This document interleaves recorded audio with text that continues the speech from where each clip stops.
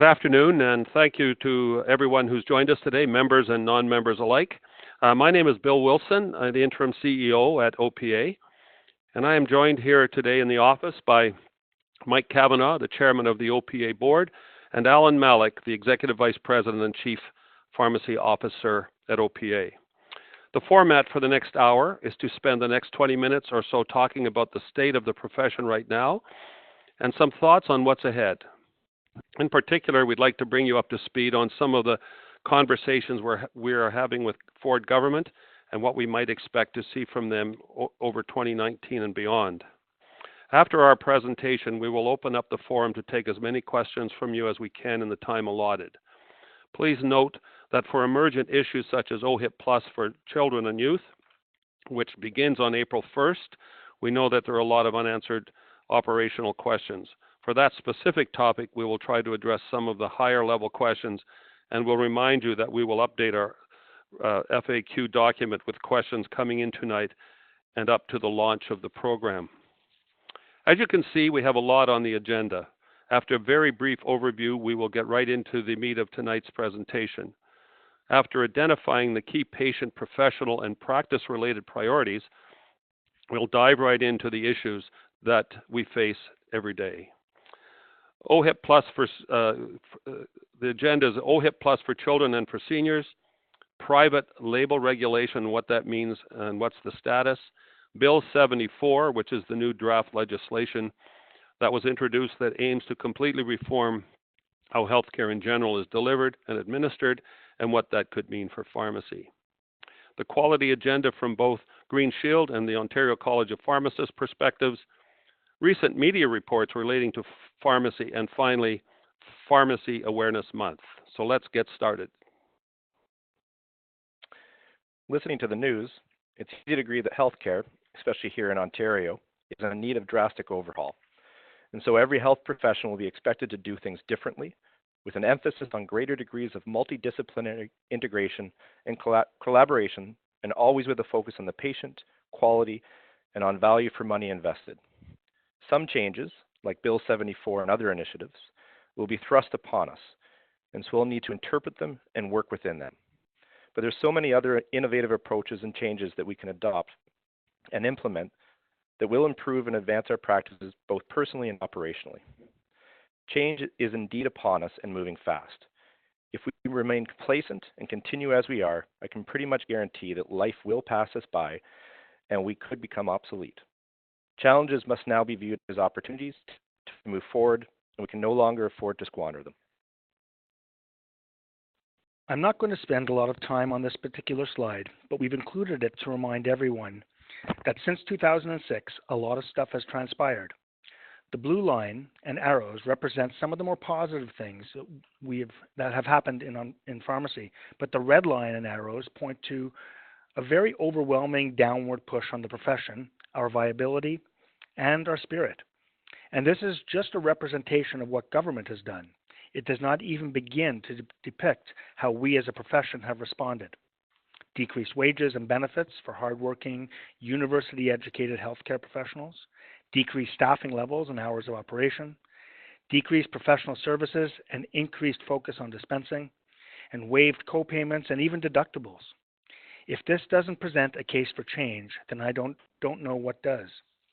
We have shown this schematic to the politicians and government bureaucrats with a strong message of enough, we've given at the office. We're almost through the first quarter of 2019. Some of these issues are upon us now, like OHIP Plus for children, value-based pharmacy, generic price decreases, and error reporting. Some, if not most of these, can be seen as operational challenges and possibly as huge barriers. But it is really hard to look at any single one and say that theoretically this is a bad thing. For example, it is really hard to argue with the idea of a quality agenda or for lower drug prices in general. So we can complain about these and try and fight what will inevitably be a losing battle. Or we can accept and even embrace them and ask ourselves, okay, if this is what's coming and it will cause me to lose revenue, what else can I do that I'm not doing now to recoup that lost revenue? So let's not look at these reasons as reasons to cocoon and cut back on expenses, such as wages and benefits. Instead, we ought to focus on ways to become innovative. Externally, OPA's priorities with government are focused on the goals that improve the health care of patients. We believe that with 3 changes to policies, that we can make a significant difference in the efficiency of our healthcare system and contribute to ending hallway healthcare. With a $14 billion deficit, the government will be looking to invest solely in areas that drive value and a return on their investment, and so we need to speak their language. The first 2 scope-related priorities are generally well understood by pharmacists, and so we will not belabor them.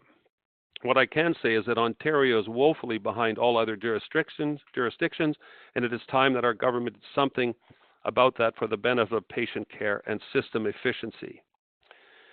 The third is related to OPA's readiness to work with government to expand and leverage the fantastic work pharmacists are already doing with methadone, Suboxone, and take-home naloxone. OPA has 2 proposals in front of government, one to explore an opioid consultation program for patients, another to expand the pharmaceutical opinion program to establish an NMS pharmaceutical intervention program that both funds pharmacists for their interventions while providing real-time granular learnings to government prescribers and pharmacists. While our asks of government are focused on the 3 patient-facing opportunities of common ailments, injections, and opioids, there seems to be no limit to the issues facing pharmacy today. Many, if not most of these, are relevant and impactful to you and your practice sites. You should know that OPA continues to meet with government and stakeholders regularly on each of these topics to bring your concerns to the forefront. Much has transpired since the original launch last year of OHIP Plus for children and youth.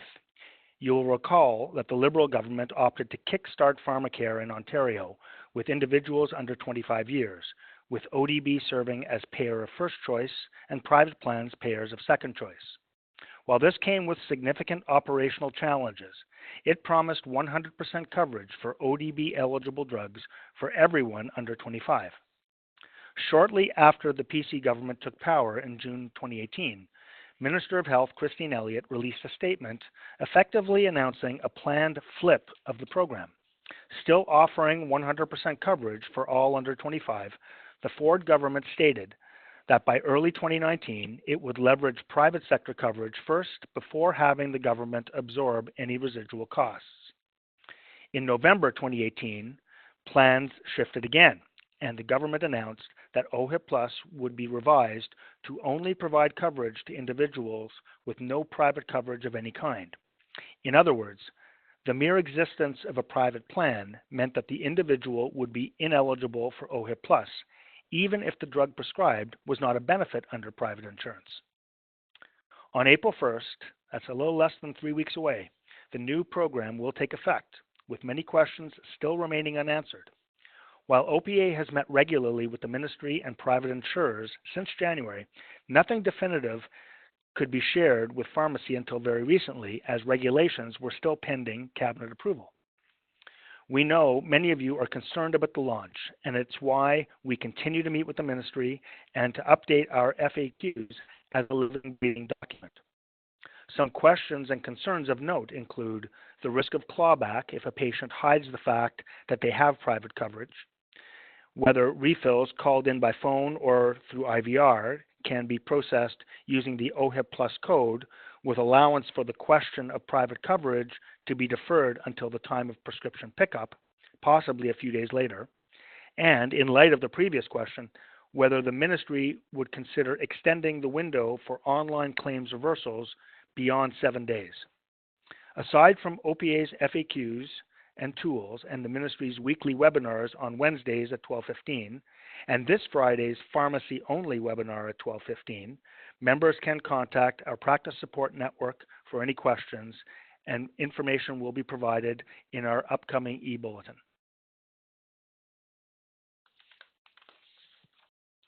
Most of you will recall that OHIP Plus for seniors was passed with the Liberal government's budget bill on May the 8th, the day before government was actually dissolved, taking us into last June's election. You will also recall that passage of OHIP Plus for seniors meant that the Liberal promise of removal of copays and deductibles became law of the land and would take effect on August 1st, 2019. This was applauded by OPA and other pharmacy stakeholders, as well as seniors groups. While nothing has been stated formally as of yet, there is a strong suspicion that the Ford government aims to repeal or modify that plan. This leaves us to speculate on several alternative scenarios that could be unveiled on April 11th, the date on which Minister of Finance Vic Fedeli will introduce Budget 2019. Options could include keeping the Liberals' pledge and removing copays and deductibles, going back to status quo, keeping deductibles and copays in place, keeping the deductible and removing the copay, keeping the copay and removing the deductible, adjusting the deductible threshold levels to minimize government costs, or doing something completely different. As always, OPA will keep membership posted as to how the budget will impact you and your senior patients, and we aim to provide you with any support that we can. In the fall of 2018, the PC government introduced draft regulations that the previous Liberal government never opted to pursue. The relaxation of restrictive rules that prevented private label generics from being deemed interchangeable with other branded and generic products, and prevented private label generics from being considered for inclusion on the formulary. In October, the matter went out for public consultation, and OPA submitted its response. OPA stated that the relaxation of the regulatory restrictions on private label drug products would create an inequity amongst pharmacies, particularly to the advantage of corporate pharmacies that already have private label brands in place. We went on to say that should the government opt to proceed with the interchangeability and inclusion of private label generics on the formulary, they should maintain the balance for independent pharmacies by removing the 10% caps on ordinary commercial terms. As of this date, there's been no decision yet communicated to us by the government. And most recently, the Ontario government released its first of 3 reports that are expected on transformation of healthcare. The report introduced the Ontario Health Agency that would combine the services from 14 LHINs and 6 agencies, as well as create somewhere between 30 and 50 Ontario care teams that will coordinate local healthcare services. It's unclear at this time what that means for pharmacy. We know that pharmacists fill important positions in family health teams, and it's possible that pharmacists could continue to play similar roles in the new Ontario health teams. At this early stage, OPA is cautiously supportive of the government's ambition to transform healthcare services in Ontario that are in desperate need for attention. Healthcare has significant impacts on the provincial budget, and OPA supports realigning services provided pharmacy is part of that mix of healthcare professionals and that patient care is positively impacted.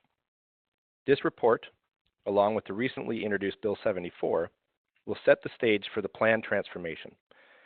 Public consultations will begin in the spring of 2019, and OPA will certainly be participating in them as we look to identify the potential roles for pharmacy professionals moving forward. The next slide is a reference to the Green Shield value-based pharmacy program. I'm hoping most people on the call have heard or seen the information on this program. We'll be working with CPHA on communications to provide pharmacists and pharmacy owners with information to help them understand the program, as well as being able to discuss the program with their patients. A couple of points I want to make on this slide. First, we are continuing to work via the CPHA's Pay for Performance Working Group with Green Shield Canada and PQS to highlight some of the technical issues. I know many of these are currently being addressed by PQS. We are also working with Green Shield, discussing some of the concerns we have with the principles of the program, from the measurements to the remuneration schedule. While I understand that some people may be frustrated that communications have been limited, we are limiting our communications until we work with these organizations to resolve some of the concerns. And second, I want to reiterate to everyone that quality measures are not unique to pharmacy, and they're playing a big role in healthcare in general. While we want to ensure that any quality metrics are fair and equitable, we also believe that appropriately measuring quality can be beneficial to the profession and, most importantly, to our patients. As it relates to efforts to drive the health quality agenda, you will likely have heard that OCP has partnered with Health Quality Ontario to identify a set of quality indicators for pharmacy. An expert panel, on which OPA is represented, has identified 16 indicators representing a short list and has just launched a professional consultation seeking feedback on these indicators. The expert panel will continue to deliberate and use the feedback to select the final set of indicators in the spring of 2019.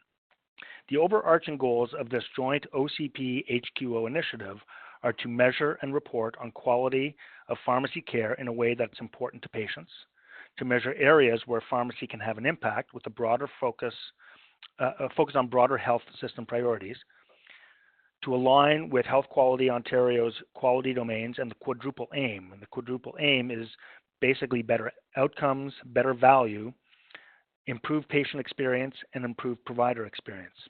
And fourth, the use of indicators to support a continued culture of quality.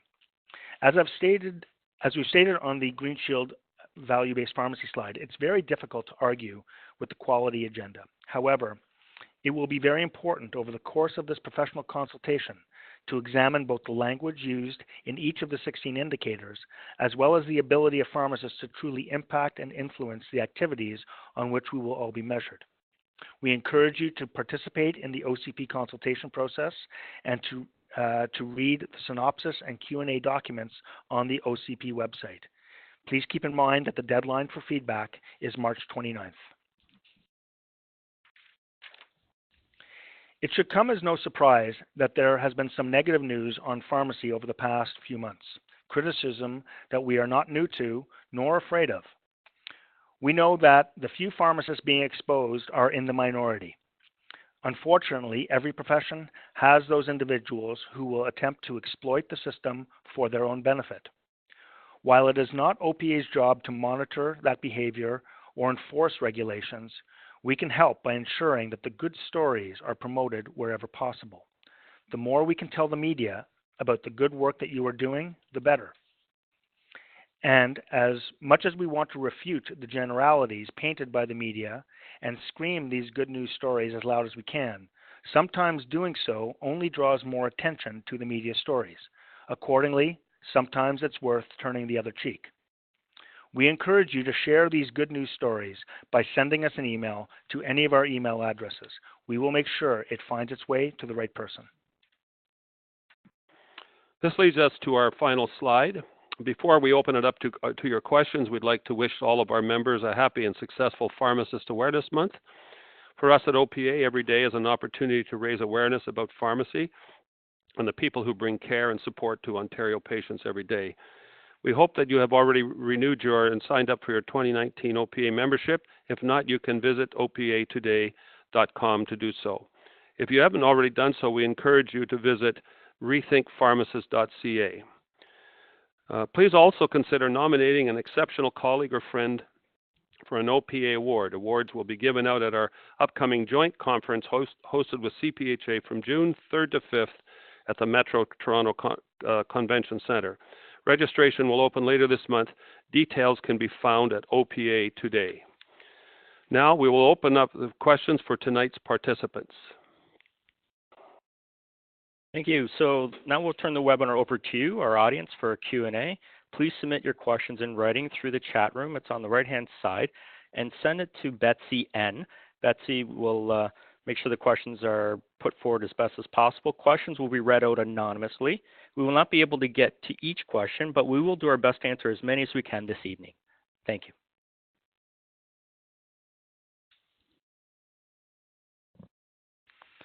Our first question is, I'm going to forward this one to Mike.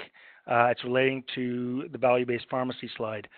Mike, can you tell our listeners what will other payers be bringing plans forward similar to that of Green Shield? Thanks, Allan. So it's a tough question to answer. We would expect that, yes.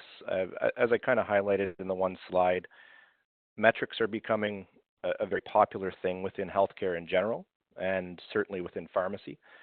And we know that just like in any industry, people like the new, biggest and shiny new things. So once this program rolls out with Green Shield, we might see other providers pick up something similar. One of the main things that we're trying to articulate during our discussions, both with the insurers at large, but also with Green Shield, that it is if other insurers are going down this road, we want to see some form of similarities in the plans. We don't want to have a situation where you're being measured on one thing from one plan and something else from another plan that might even contradict that, and now you're suddenly practicing just based on what the insurance of that patient has. So we want to make sure, so in short, we want to make sure that if it does come out that it's right for the patient, it's right for the pharmacy, pharmacist, and that there's some consistencies between them if they're going to continue to roll out. But I wouldn't be surprised if we see these roll out some more. We've got a question that's been submitted online, simply with with logistics of this webinar and whether a PDF of the slides will be made available. And yes, we will be having the slides posted. They will likely be going out after our second webinar, which is scheduled for tomorrow evening. Another question, which I'll try to address, is relating to Bill 74, and question being, how optimistic is OPA that Bill 74 will include pharmacists? I think the best way to answer this is, who knows? It could go. It's still very much in early stages.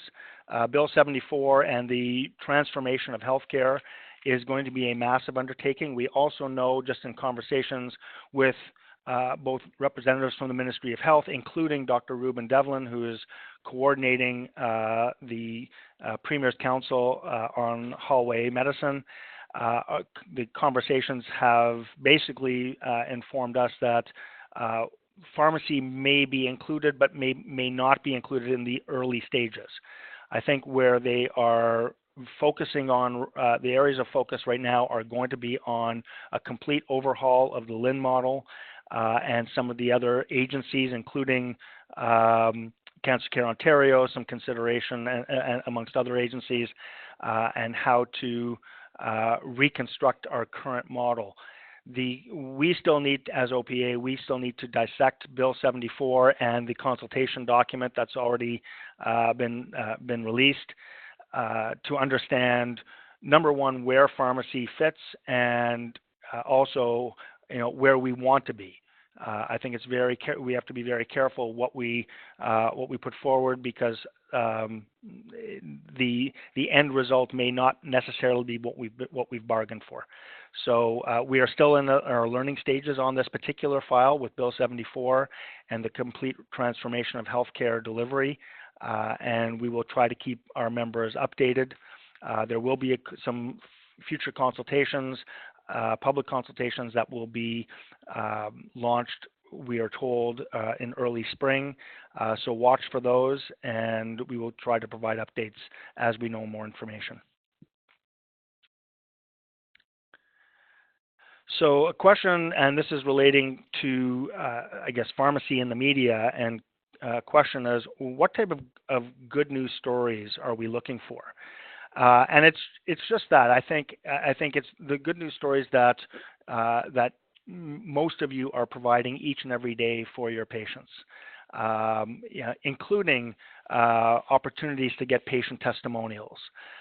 It's very easy for media to point their finger at even a very small proportion of our pharmacy members in terms of negative experiences. But what unfortunately does not make the press are the outstanding efforts to help take care of patients. I would direct everyone to watch for the Toronto Star insert that will be coming out on March 21st, and it's relating to Pharmacy Awareness Month. There will be a very good news story coming out in the Toronto Star insert, most notably through our pharmacist Peter Dumo, who's based in southwestern Ontario, and a testimonial from one of Peter's patients.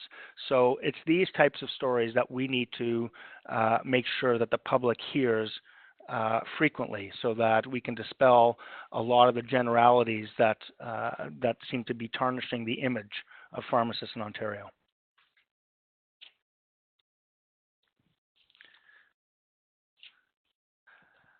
A question has come up with regards to OHIP Plus and whether there is a contact or email at OHIP Plus where we can submit our questions and copy OPA.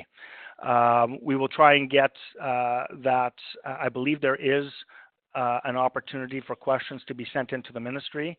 I unfortunately don't have that email address. I'll try and get that over the course of this call, course of this webinar, and we'll try and provide that towards the end of the Q&A period.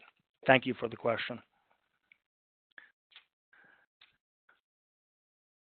A question has come in with respect to the cannabis program, and this is with regards most likely to the fact that there will be a mandatory program effective, or that it will be required by pharmacists in Ontario effective January of 2020. OPA is in the final stages of publication, or of publishing its program.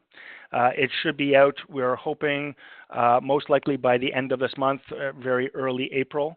We're very excited about this. It's a very fulsome program, very comprehensive, and it will definitely provide pharmacists with everything that they need to know with regards to cannabis, certainly here in Ontario, but even beyond, and how to deal with patients and how to deal with prescribers on matters relating to both medicinal and recreational cannabis.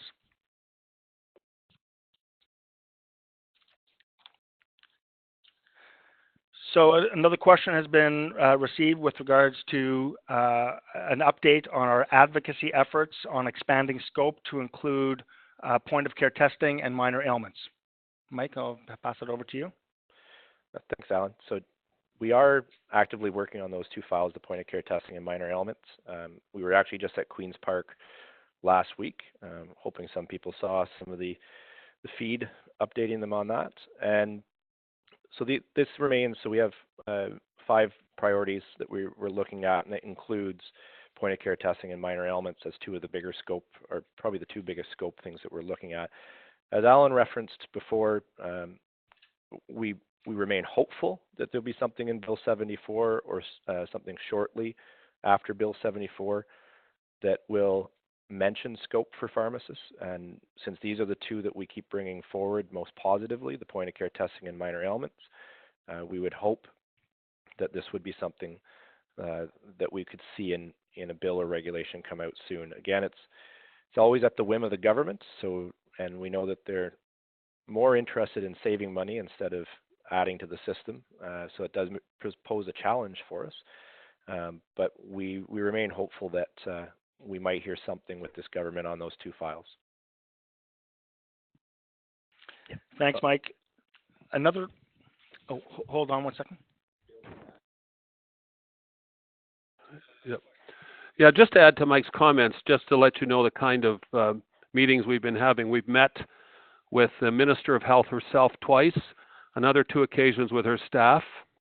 We've met with 2 senior officials in the Premier's office. We've met with Dr. Devlin, and we also met with Mr. Fideli regarding the opportunity, hopefully, although it may be down the road, of having medicinal cannabis dispensed in pharmacies in Ontario. So we're getting a lot of face time with this government, far more than we had in the past. So we are cautiously optimistic. We'd never be totally optimistic with government, but we are cautiously optimistic that, if nothing else, we're getting a fair hearing at government this time. A question has come in, and it's relating to, I guess, the previous question on Bill 74. What would it mean if pharmacy was not included in the bill? And again, I'll answer, it's unclear. Again, we're still in the very early stages, but suffice it to say that this particular bill will also come with a significant rethink on how health providers are funded, and how payments will flow and how they are governed. So it remains to be seen how pharmacy will fit into that. Historically, as you know, we've never been part of the LHIN structure, and I think we would all want to ask the question, is that a good thing or a bad thing? And we need to be very careful what we ask for and make sure it's well thought out, because sometimes asking to be included may not be in our best interest in the long run. So this is a continual work in progress. We will watch this as this unfolds. We will participate in the consultations, and we will keep our members abreast of any changes that come forward. Bill, I'm going to throw a question to you, and it's with regards maybe to some of the stories that have been seen in the media, and specifically the question is, what is the college and the ministry doing to fix the problem of ODB fraud? Well, we don't specifically know the answer to that, although I know the college is actively trying to ramp up its efforts in terms of discipline, and I know the government is aware of these issues. And again, this is a legislative issue that I'm pretty convinced that the Ministry of Health and, of course, the Ontario College of Pharmacists are working very hard to ramp up the process of discipline and to try to get to the root of some of these problems.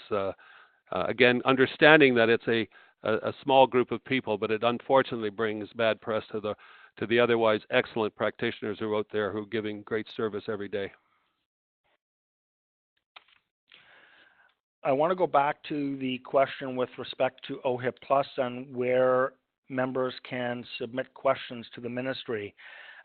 We've discovered that they don't, right now at least, have an email address that has specifically been identified for receiving questions. However, all communications that are going out to pharmacy, if you've so subscribed, are coming from an email address, and we can double check this with our ministry colleagues, and we can provide an update through our FAQ document. But the address that is being used to disseminate communications to the pharmacy world is OHIP Plus, and that's OHIP PLUS, so not the plus sign, but spell out the plus, at ontario.ca, OHIP Plus at ontario.ca. We've got a question with respect to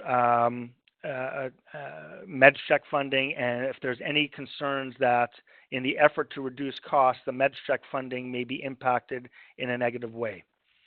It's a great question. I wish I had an answer for you on this, and we don't. Right now, efforts are still underway to evaluate and look at the MedCheck program, and including in that is an eventual rethink of the program. We've got no information at all coming from government that there's going to be any impact to MedCheck funding.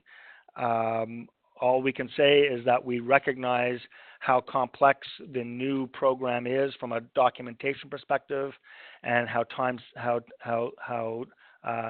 impactful it is from a time perspective. We ask that you continue to try and provide MedChecks to those, particularly to those patients that truly need a MedCheck. We recognize that, again, the documentation is heavy, but this is something that pharmacists need to protect.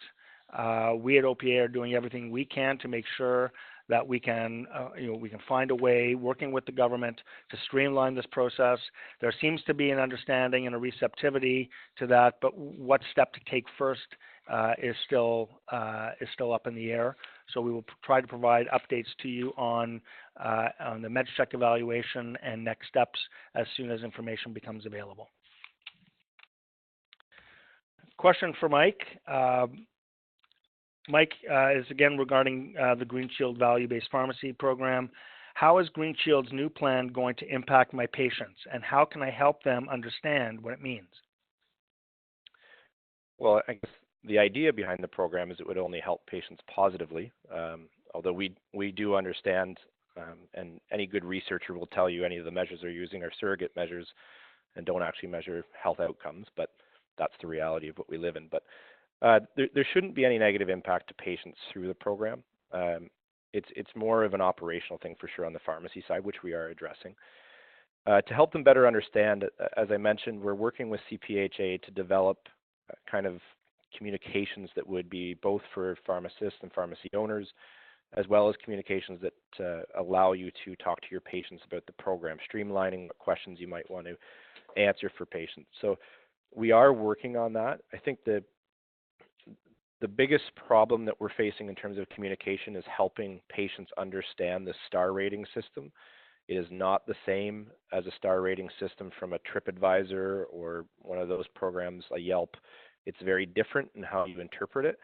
And we've raised that point with Green Shield. You might be a pharmacy that is excelling in certain areas and still be a 2 or 2.5 star rating because other areas are not doing as well. It does not mean your general service is poor. So we're trying to get that streamlined so patients help understand what that star rating is, but we will also develop communications for you so that when you engage in a patient conversation on the Green Shield program, you'll be able to discuss what that star rating means and how they can use that to determine what's actually happening within the pharmacy's four walls.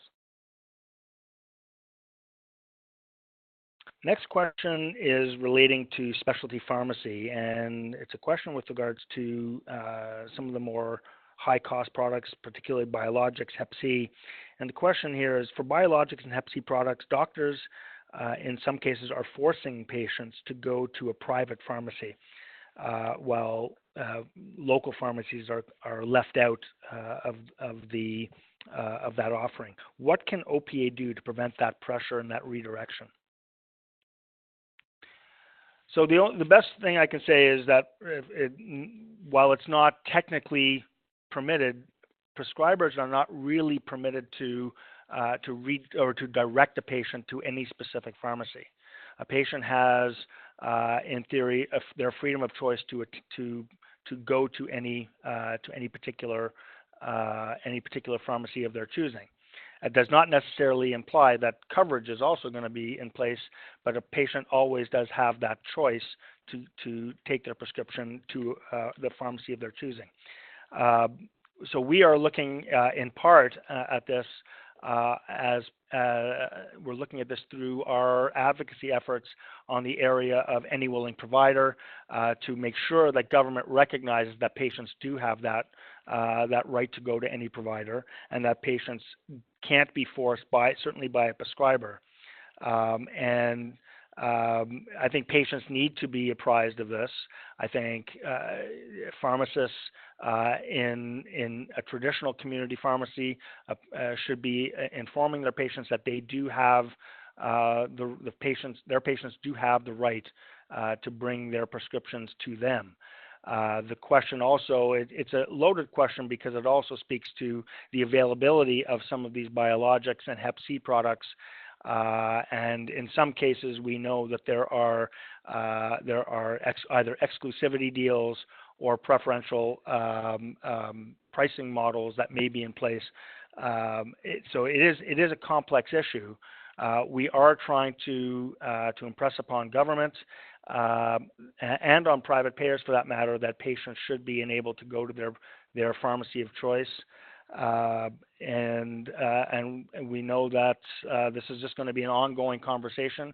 We hope that that we will be able to make some inroads to help protect the patients of local community pharmacies.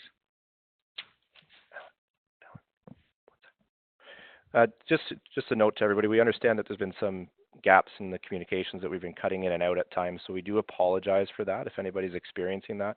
I might suggest if you're noticing that to try the call-in number as well, but we're trying our best here to make sure we limit any technical errors. But I just wanted to apologize to anybody who's as enthralling as we are, who might miss us for 10-15 seconds.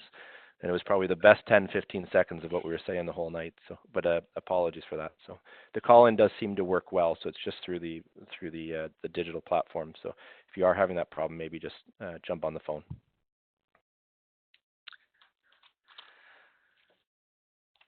Next question is regarding value-based pharmacy, and I'll take a stab at this question, and then I'll ask Mike to provide some additional commentary. But the question is, on the value-based pharmacy initiative, does it mean that OPA will provide some resources to pharmacists to understand the scorecards?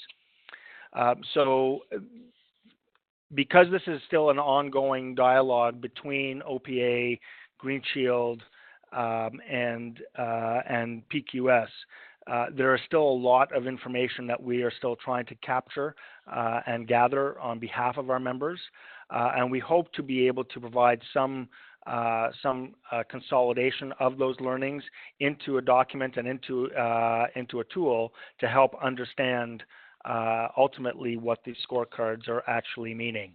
At the end, we do hope that whether it's with value-based pharmacy or on any particular initiative that is facing frontline pharmacists, we are looking to do whatever we can to provide tools and guidance to our pharmacists, to our pharmacy members, and that includes the calling into our practice support network here at OPA. So if there are any questions with regards to any aspect of the value-based pharmacy initiative, including the scorecards and on help on how to interpret that, we encourage our members to call in to our practice support network for assistance. Yep, it's pretty much nails it, Alan. That we're still working on that with Green Shield to make sure that it's transparent as to what a score means and how it impacts the pharmacy.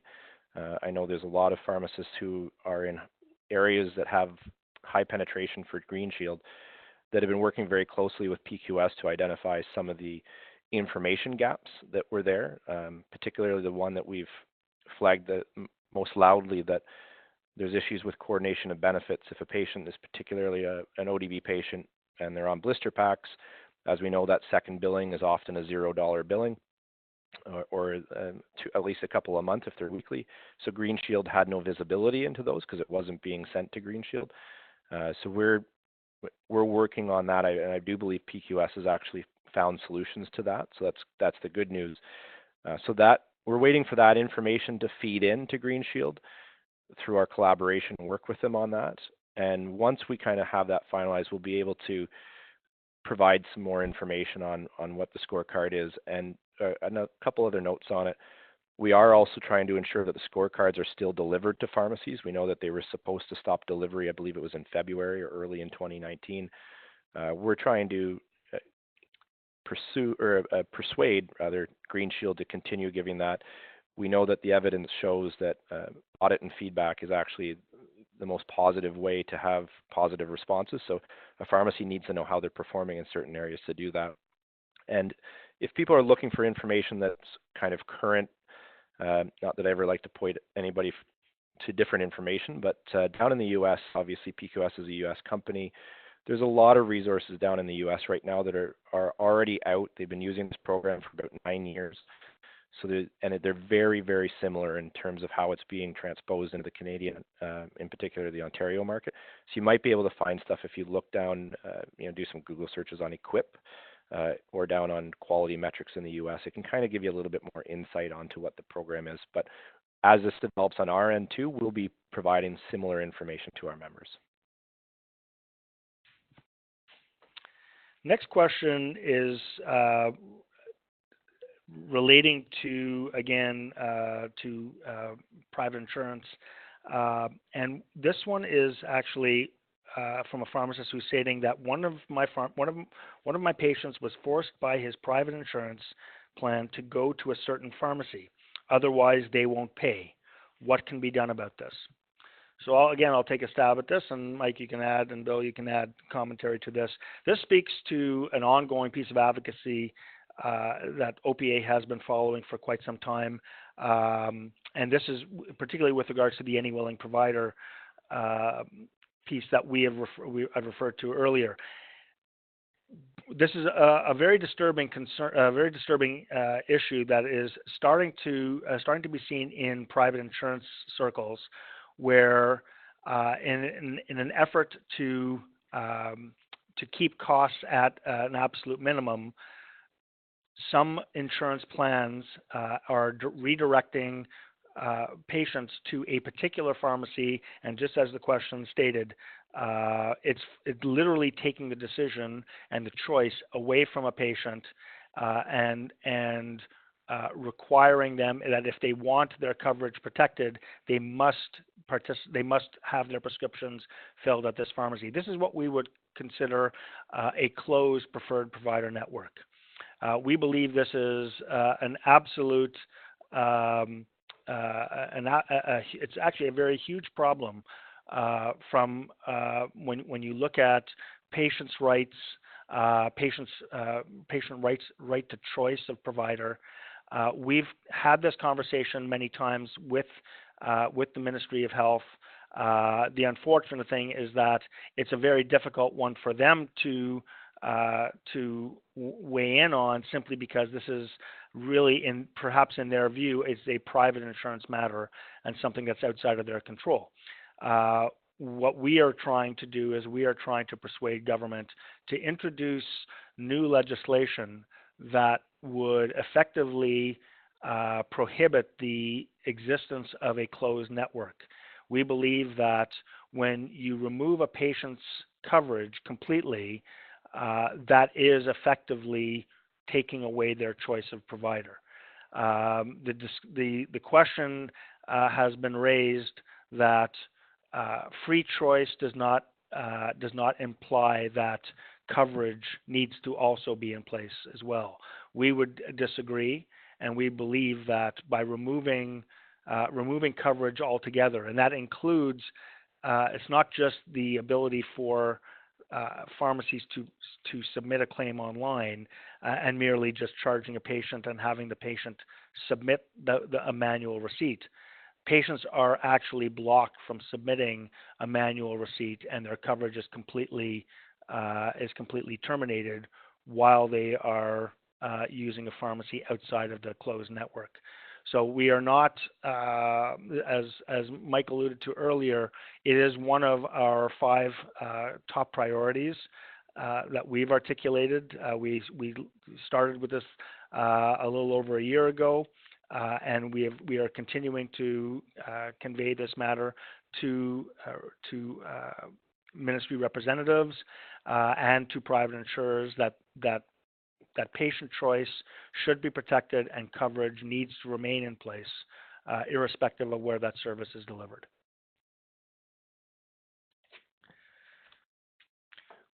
Another question has come in with regards to the reports from Dr. Ruben Devlin, and when do we expect the next Devlin report to be released. We do know that there are a total of 3 reports that are anticipated coming out of the Premier's Council on Hallway Medicine. These are the Devlin reports. We know that there is another one coming perhaps in the early spring. We do not know when the 3rd is scheduled for release. We do expect that there will be more information in terms of efforts by this government to solve the issues of hallway healthcare. When we look at hallway healthcare, I think it needs to be said that this is not simply about queuing in emergency departments. It also, in our view, is reflective of lineups and long wait times in primary care offices, notably physicians' offices, nurse practitioners' offices. It's one of the reasons why we are so adamant that the common ailment advocacy piece is something that will help to have a significant impact on hallway healthcare, as it will help to provide patients with care when and where they need it. In many cases, we are saying that in many cases there is no need for an appointment with a community pharmacist to have a common ailment assessed and, if necessary, treated. We believe that and hope that there will be recognition of this role of pharmacists in solving that aspect of hallway healthcare. Question, again, now going back to Bill 74, if my community is thinking about an Ontario health team, should I consider joining it? I think it's still, again, very early, in this whole process of Bill 74 and health system transformation. We're still trying to determine what the Ontario Health Teams, what the Ontario Health Agency is going to look like, what the funding model for that's going to be. Whether you are looking to participate as an individual pharmacist, not dissimilar to perhaps how a pharmacist is working within a family health team right now, or if you're working within a community pharmacy, what's your role in that regard? I think it's still a little bit too early. That said, the entire purpose of, or at least part of the purpose of Bill 74 and the overhaul to healthcare administration is to look at breaking down silos in care, so that we are working in a much more integrated fashion. When I say we're talking about all health providers. We're talking about physicians, nurse practitioners, nurses, pharmacy, dietitians, physio. The list goes on in terms of how care is being delivered, and how integrated all those health professions are. On the surface, I might say if there's an opportunity to participate, it is definitely worth looking into. There will be more information coming out probably in early spring on expressions of interest with respect to these family or these Ontario health teams. I would encourage every pharmacist on this call to keep an eye on that and to watch and see how best for pharmacy to play a role.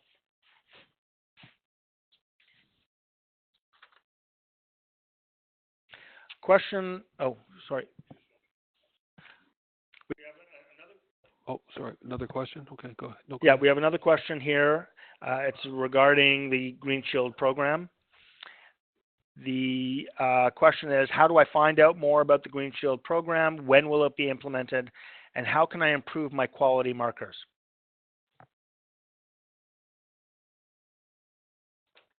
So the easy answer to that is you might as well just assume it's already implemented and act as if it's already implemented. They are measuring currently. Like I said, they're trying to fix some of the gaps that were in some of their measurements as we move along, but they're looking to 2020 to start being able to change the remuneration schedules for pharmacies based on their performances. We do have information. We've sent out e-blasts, and we can certainly communicate again about what the indicators are, and that way you can learn a little bit more about what you're being measured on. A lot of them are adherence related. There's the Green Shield health coaching that's on there as well. Beers list medications, high risk medications for seniors. So it's a broad program, but there's lots of information out there already. And even if you go to Green Shield's website, providerconnect.ca, you can find their version of the information as well as how they're presenting it. But really the best thing to do is if you want to know how to improve your scores, is just continue doing great work. Like, it's the easiest way. They do kind of help you identify particular areas you might want to focus on a little bit, like making sure diabetic patients between certain ages are on statins that maybe we don't look at so closely right now in our practices, that maybe you can just have a different eye for. So those are the types of things, but just do it. If you just do good practice of pharmacy, a lot of the times that'll help the metrics just kind of inadvertently in a lot of ways. So, but we will certainly be sharing more information as we kind of continue along the path with Green Shield. We have we have a few minutes left. We have a couple of questions, and I can address them both in a sense together. And it's relating to drug shortages, and specifically, what can OPA do to help us and help pharmacists at the front line explain the issues of drug shortages, especially even the one that was just recently announced? What can OPA do to help pharmacists explain the issue to patients? This is an excellent question. It's a very difficult process to manage the myriad of drug shortages. It's safe to say that we don't really have much control over over when a product is going on back order or in short supply. That said, we can work with our frontline pharmacy members with some key messaging, and this is something that we will take back to our team and to try to produce some key messages that will help patients understand. I think I'm sure that patients are going to look to you as dispensers of their medications, the people that they rely on to receive their medications. They're going to look to pharmacy as being the culprit. Why can't we keep the product in stock? Is it why are you causing me a problem? We want to dispel those certainly those misperceptions that this is not a pharmacy generated problem. This is certainly it's a much bigger issue, and certainly we can help create some key messages that you can help to help patients understand the nature of the shortages and perhaps possible solutions to avoid any interruption in the continuity of care.